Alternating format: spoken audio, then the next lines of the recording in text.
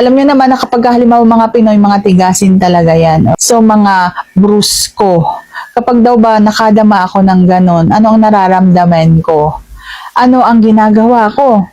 Interesado ka bang malaman kung ano aking sagot? Please keep on watching para bago yan. Kung bago ka pa lang sa aking channel, please consider to like this video and subscribe my channel.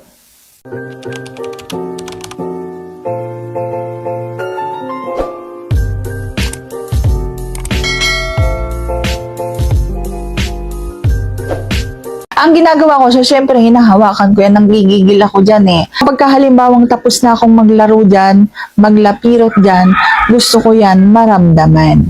At ako ay sumasakay dyan. Dahan-dahan mong uupuan. So ramdam na ramdam ko yung kalakihan yan. Ramdam ko rin yung ugat, yung ganyan. Tapos yung pintig. Nararamdaman ko yan lahat. Kaya gustong gusto ko yan kapag halimbawang nararamdaman ko na burus ko na talaga.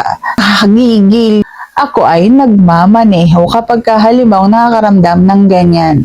So sana sagot ko ng tamang tanong. Like this video, please consider to like this video and subscribe my channel. Thank you for watching. See you on my next vlog.